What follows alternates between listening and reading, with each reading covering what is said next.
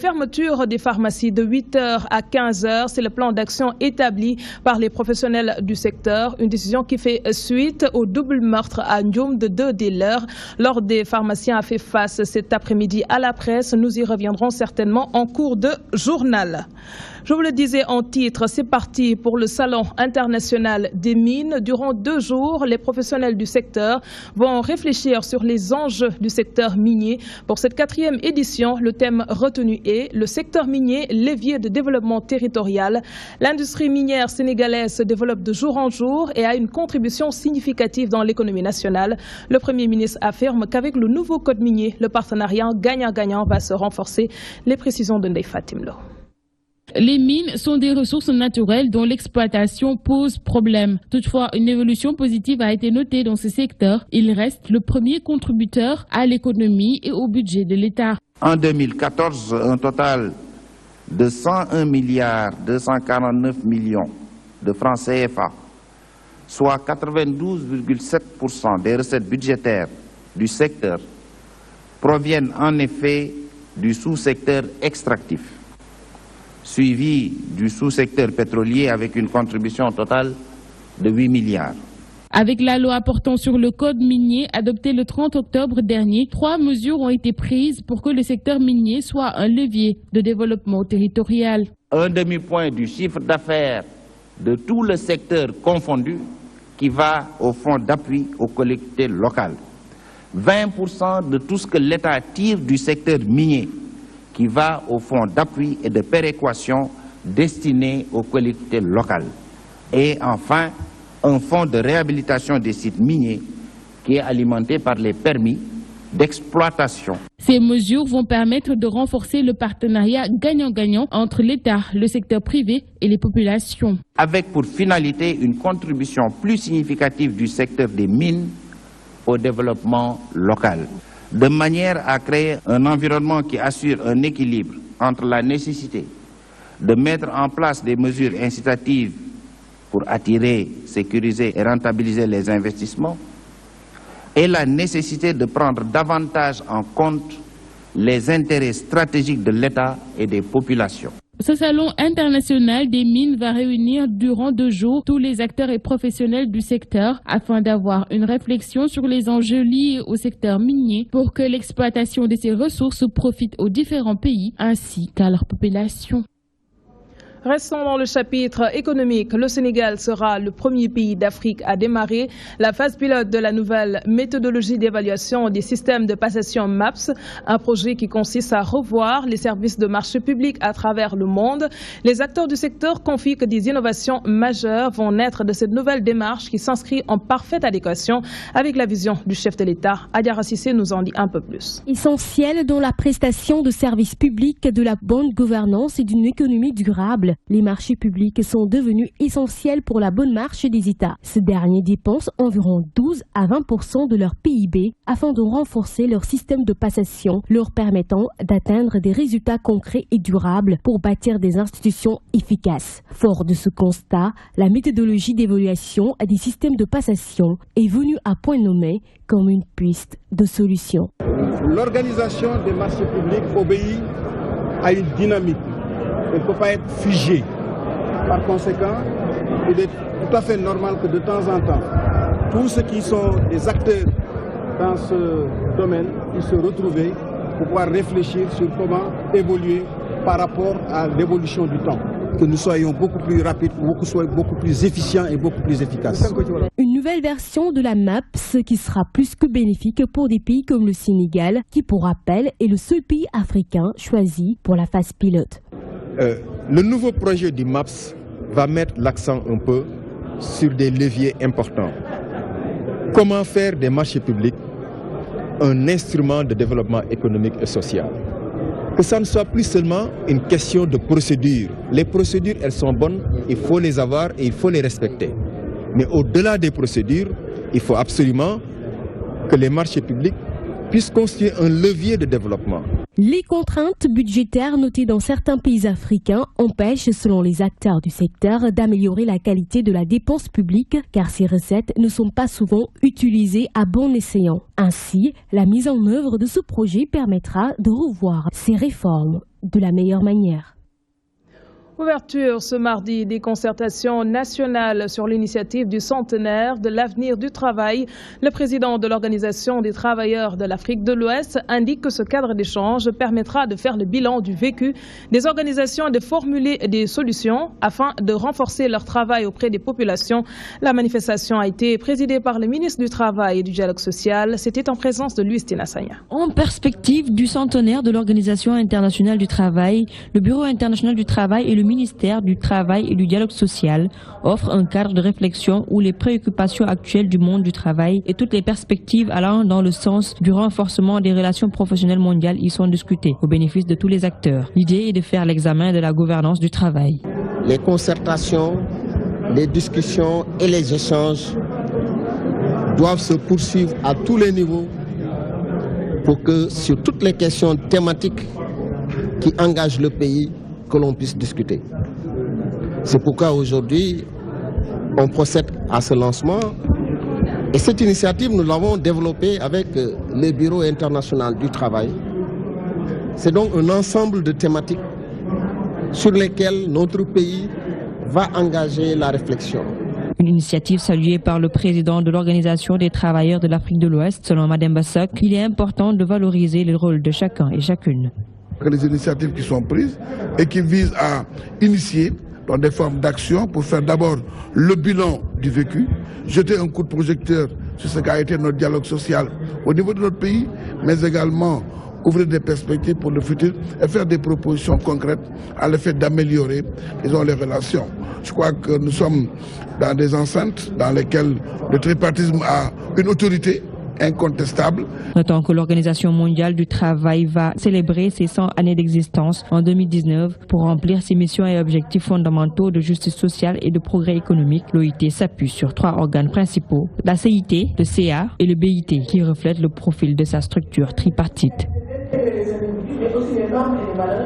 De la politique à présent, le sang a encore coulé dans l'espace politique sénégalais.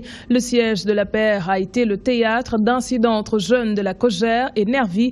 Le journaliste Serigne Saliou Samb explique cette situation par la non-formation des jeunes dans les partis politiques. Le directeur de l'ONG 3D, Mouniaï Sissé, évoque la recherche effrénée du profil pour justifier ces actes de violence, un travail de Côte d'Indiaï. Les démons de la violence refont surface dans l'espace politique sénégalais avec des affrontements de jeunes de la Kogère au siège de l'APR, manque de formation politique, recherche du profil, entre autres mobiles d'une telle situation. Cela dénote d'une part le manque de discipline, mais d'autre part aussi le manque de formation. Parce que dans un passé récent, les partis politiques avaient des écoles, ce qu'on appelle les écoles de parti, qui formaient les militants, qui les initiaient à la discipline de parti, à l'amour de la patrie et à la nécessité de se battre par des moyens pacifiques pour accéder au pouvoir ou bien pour conserver le pouvoir. Aujourd'hui, ce qui se passe, c'est que les partis politiques sont devenus un enjeu de pouvoir et de richesse. Parce que les partis politiques sont des moyens d'ascension sociale. Aujourd'hui, qui dirige telle section du parti a droit à un poste ministériel ou un autre poste de PCA, etc. Autre raison qui explique ces actes de violence, l'absence de démocratie dans les formations politiques. C'est le manque de culture démocratique. Parce que toute personne, toute entité physique qui refuse la contradiction, mais manque de culture démocratique. C'est qu'aujourd'hui, on exerce le pouvoir pour soi et par soi. On exerce le pouvoir pour s'enrichir, pour avancer sur le plan social avec son clan. Tout ça, ça traduit une absence remarquable et remarquée de démocratie interne au niveau de ces partis. Le directeur de l'ONG 3D propose une structure indépendante à la place du ministre de l'Intérieur pour trancher sur ces violences. Les gens restent sur leur faim quand le ministère de l'Intérieur prend des décisions. Donc, l'autorité, aujourd'hui, il est temps d'aller vers la mise en place, comme l'a préconisé la Commission nationale de réforme des institutions, vers la mise en place de cette haute autorité de régulation de la démocratie qui pourrait jouer ce rôle de gouvernance interne des partis politiques. Nos interlocuteurs ont affirmé que la violence n'est pas un fait nouveau dans l'espace politique. Il est donc temps pour ces observateurs que nos politiques changent de méthode de gouvernance afin que ces pratiques soient de vieux souvenirs. Je vous l'annonçais en début d'édition, le roi du Maroc et le président de la République étaient ce matin à l'hôpital principal, un déplacement qui entre dans le cadre du séjour du souverain marocain dans le pays. La Fondation Mohamed VI a offert des médicaments aux personnes vivant avec le VIH-Sida. Ils sont destinés à soulager les malades. La prise en charge est élevée, même si les antirétroviraux sont gratuits au Sénégal. Ces médicaments interviennent dans le traitement des infections opportunistes, nous dit Fatou Bintou Diagne. 10 700 boîtes d'antibactériens, 800 boîtes d'antiviraux, 22 400 d'antifongiques sont les médicaments que le roi du Maroc a donnés aux personnes vivant avec le VIH-Sida. Ces médicaments servent à traiter les infections opportunistes liées à la maladie. Un don qu'il fait annuellement aux malades qui ont le sida. Mais ces médicaments ne sont pas des antirétroviraux. Vous savez, au Sénégal, les antirétroviraux sont donnés gratuitement par l'État du Sénégal. Et ce don de médicaments, c'est des médicaments contre les infections opportunistes. Donc c'est des infections bactériennes, des infections virales, des infections parasitaires. Ce don devrait soulager beaucoup de patients car ce sont des médicaments coûteux. C'est des médicaments que les patients achètent normalement. Les autres médicaments, on les donne gratuitement, mais ces médicaments, c'est l'ordonnance avec laquelle le patient rentre chez lui, il doit chercher de l'argent pour acheter. Donc ces médicaments sont offerts par le roi du Maroc. Donc c'est des médicaments très importants d'une dernière génération. C'est des infections graves, mais aussi difficiles à traiter. Parce que pour la plupart, le coût du traitement est élevé. Pour vous dire que c'est un don qui va aider vraiment à mieux prendre en charge nos malades. Le traitement peut être même beaucoup plus cher que les ARV pour les antimycosiques. Donc ça peut...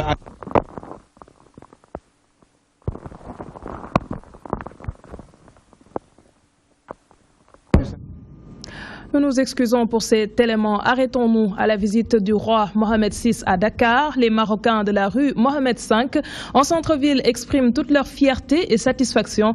Ils se réjouissent des excellents rapports qu'entretiennent les deux pays. Toutefois, ils souhaitent de nouveaux moyens de transport pour faciliter l'importation de marchandises. Ces Marocains vendent essentiellement des articles en provenance de leur pays. Un reportage d'Ibrahim Fall. Nous sommes à la rue Mohamed V. Le grand-père de Mohamed VI, actuel roi de Maroc, en visite au Sénégal. Ces Marocains s'activent dans le secteur informel. Ils ne trouvent pas d'ailleurs les mots pour manifester leur fierté. Très content de la visite de notre roi au Sénégal. Et on est encore très content au discours de la marche verte qui a fait à partir du Sénégal. Vraiment, nous sommes très contents. J'ai besoin de voir mon roi. Parfois, il passe ici, mais jusqu'à maintenant, il n'est pas passé. On est content qu'il répète toujours les visites, qu'il vient souvent. La rue, elle est nommée Mohamed V. Maintenant, on veut que Mohamed VI passe voir Mohamed V. Ça, c'est quelque chose de magnifique. C'est la première fois que le roi a donné des discours à Dakar. Les drapeaux Maroc et Sénégal flottant dans les rues de Dakar pour mesurer la grandeur de cette visite. Renforcer le secteur du transport semble être une priorité pour ces Marocains. Je souhaite d'avoir le bateau Casa-Dakar. Ce sera important pour les voyageurs, pour les marchandises. Hein? Ça, vraiment, ça manque. Et pourquoi pas le train jusqu'au Maroc. Le roi Mohamed VI, un panafricain, ces Marocains ne diront pas le contraire. Et lui, il est africain de cœur. Il défend l'Afrique, il défend les Africains. Il a fait tous ses efforts pour se développer l'Afrique. Ça, c'est une bonne chose pour le Sénégal, pour le Maroc. C'est formidable. Il est dans le bon voie. Il aime les Africains. Le roi du Maroc a effectué 9 visites au Sénégal, 3 à l'espace de 4 ans, ce qui confirme les relations bien huilées entre les deux pays. Et plus de garde durant la nuit dans les pharmacies, fermeture de certaines pharmacies en tout cas devant de 8h à 15h plus tôt et également sitting ce vendredi devant le ministère de la Santé et de l'Action sociale. C'est le plan d'action établi par l'ordre des pharmaciens qui décrit le meurtre barbare qui s'est produit à Ndioum. 2 des leurs ont été sauvagement tués.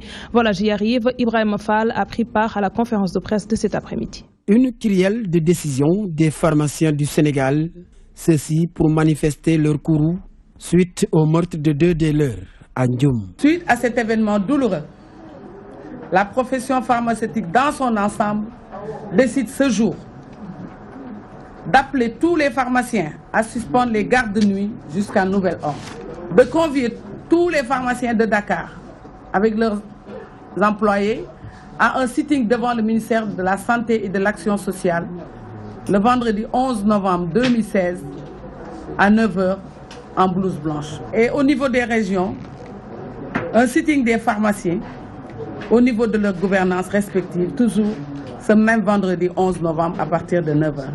Nous appelons aux pharmaciens de procéder à la fermeture de toutes les officines sur le territoire national le vendredi 11 novembre de 8 h à 15 h. Renforcer la sécurité des officines, c'est ce que réclament ces pharmaciens. Nous savons que l'État est bien organisé.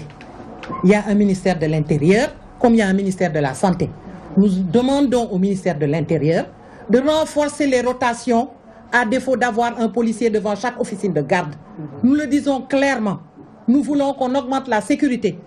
On n'a qu'à faire des rotations plus fréquentes, au moins au niveau des pharmacies de garde qui ouvrent la nuit et qui sont tenues d'ouvrir parce que c'est un devoir de santé publique. Pour faciliter l'accès des médicaments aux populations, les pharmaciens se sont installés dans les zones les plus reculées du pays, s'organisant ainsi en garde de jour et de nuit pour une offre ininterrompue. Cependant, les pharmaciens sont souvent les cibles principales des malfaiteurs.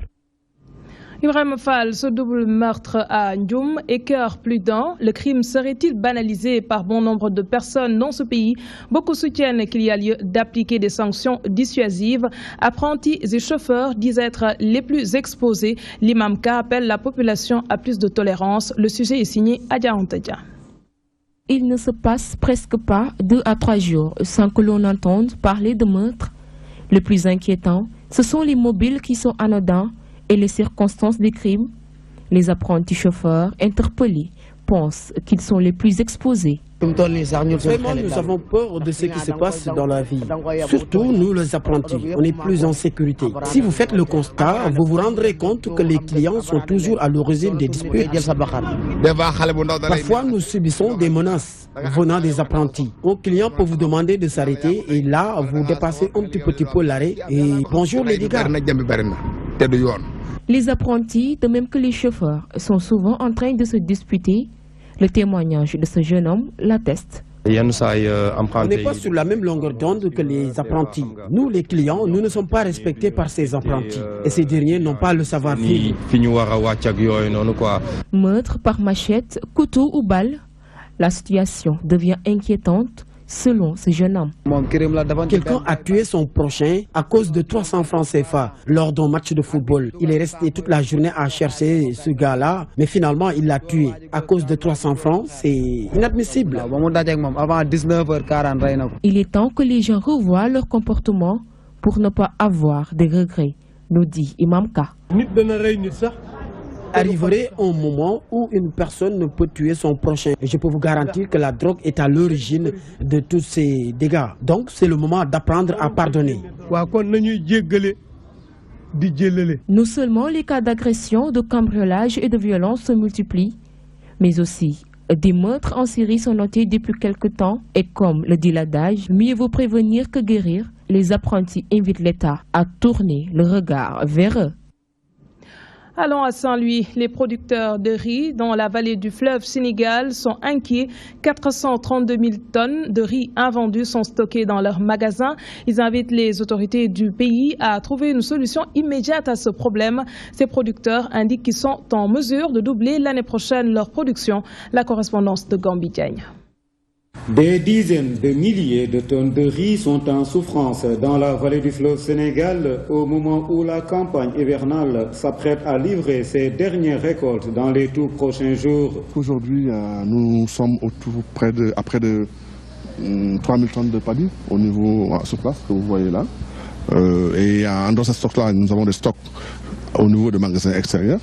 Déjà au niveau de Pont Gendarme, nous avons des stocks dans le magasin. De la même manière aussi au niveau de Savogne, nous avons des stocks au niveau de ces magasins-là. Il y a aussi des stocks à enlever au niveau de Karédi. Ensuite, il y a aussi une partie des stocks qu'on doit enlever précisément à Moundoum et enfin peut-être à Arelao. Les producteurs de riz ne comprennent pas ce qui leur arrive, ils tirent la sonnette d'alarme. De 37 000 tonnes chez les riziers, stocké chez les riziers. Chez les magasins paysans, il y a 11 000 tonnes de paddy qui est déjà en stock. Nous nous sommes réunis tout dernièrement, le vendredi dernier, pour préparer la campagne 2017, qui va tourner autour de 80 000 hectares. La saison passée, on a fait 44 000 hectares. Vous voyez le riz qui est stocké, l'invendu. Donc nous sommes inquiets si nous faisons le double, 80 000 hectares. Qu'est-ce qui va se passer? Donc nous lançons un appel au président de la République. Selon les producteurs, c'est la campagne de contre-saison sèche chaude qui est menacée si la commercialisation des stocks actuels n'est pas réglée d'urgence. Nous en venons à la page sport CAN 2017. Le budget de participation des Lions s'élève à 1,800 milliards de francs CFA. Révélation du ministre des Sports. Matar Ba était l'invité ce mardi du Conseil économique, social et environnemental. La réhabilitation des stades, la violence dans les manifestations sportives, notamment les navétanes, étaient au cœur des discussions. Le ministre des Sports a tenu à rassurer les conseillers en leur précisant que la politique sportive du président de la République prend en compte toutes ces considérations.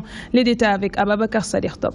Le passage de Mansour Faye au Conseil économique, social et environnemental, c'est au tour de Matar Ba, ministre des Sports. Au menu des plaidoyers, le développement du sport dans le cadre du plan Sénégal émergent. Le sport a une dimension économique extrêmement importante, mais toutes les dimensions, que ce soit au plan santé, que ce soit au plan diplomatique, toutes ces dimensions participent à accompagner l'émergence de notre pays. Dans la construction des infrastructures, beaucoup d'emplois sont créés et ça fait marcher l'économie, que ce soit les matériaux de construction.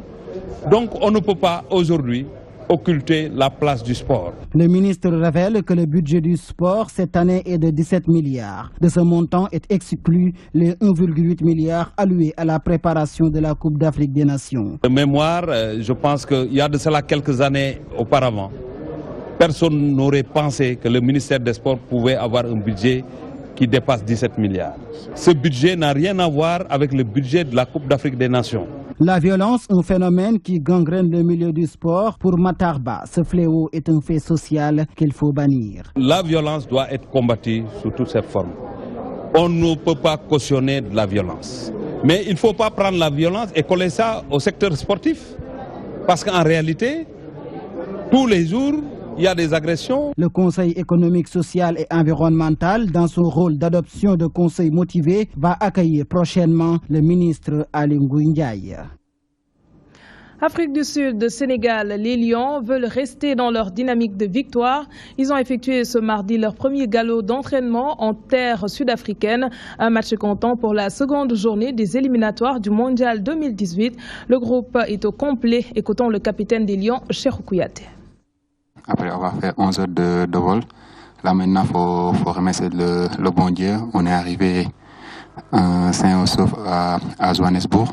Maintenant il faut attendre le reste du groupe pour bien pouvoir commencer le début du stage. Et dès qu'on est arrivé, on a fait un réveil musculaire, mais bon, c'était pas quelque chose de grand, donc il fallait seulement réveiller les muscles. Et je pense qu'on l'a bien fait. Il faut savoir que ce match-là, c'est un match important. Pour nous, ce sera une finale. Donc nous, on est là pour essayer de gagner quelque chose. Et Inch'Allah, on le fera en équipe. Et on n'est pas venu ici pour perdre. Donc on est là pour vraiment essayer de gagner des points. Nous restons avec la tanière. Le milieu de terrain des Lions abonde dans le même sens, selon Mohamed Diamé. Après une victoire à domicile contre le Cap-Vert, le Sénégal doit revenir avec des points lors de ce déplacement. Mohamed Diamé se dit tout simplement confiant. Ça va être le deuxième match pour ces qualifications de la Coupe du Monde. On a fait une très bonne entame en gagnant à domicile. Maintenant, voilà, il va falloir confirmer. À l'extérieur, ça va pas être facile. À vrai dire, avec les enchaînements de victoires, c'est vrai qu'on a emmagasiné beaucoup de confiance. Mais bon, le coach est là pour nous taper sur les doigts à chaque fois pour qu'on reste humble et puis qu'on continue sur cette dynamique à travailler. Certes, on a fait de belles choses, mais pour l'instant, voilà, on a toujours rien acquis. On est toujours pas qualifié pour cette Coupe du Monde. Et on sait les attentes qu'il y a au Sénégal. On sait l'envie aussi qu'il y a de nous voir reproduire de belles choses et être présent dans ces grandes compétitions. Donc ouais, on va donner le maximum. Mais comme je vous l'ai dit, les premiers qui veulent y aller, c'est nous. On va tout faire pour y aller et Inch'Allah, avec l'aide de Dieu, ça ira. Juste préciser aux téléspectateurs que ce match se jouera samedi prochain à 13h GMT. Et c'est ce qui met un terme à ce journal. Merci de l'avoir suivi. Merci également à l'équipe technique. Retrouvez-moi demain à 20h pour la grande édition La Soirée. L'info continue sur la DTV avec BBC Afrique. Passez d'excellents moments en compagnie de nos programmes.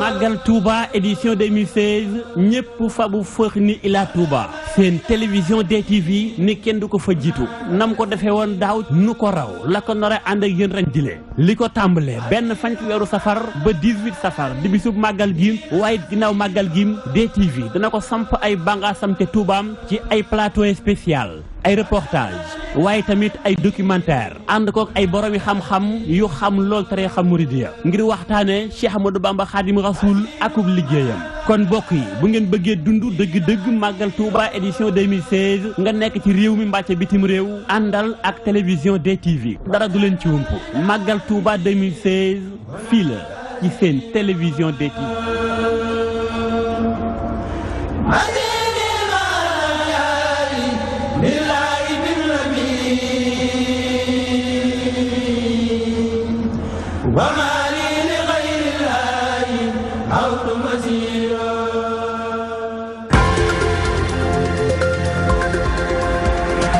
C'est une émission question de l'heure àllarba bi Mansour Sow di waxtaanee mbirum carte d'identité biométrique CEDEAO yu bees yi am ko jafe na lool askan wi di buuxante ngir am ko waaye it ci boole gi ni ko boole carte d'identité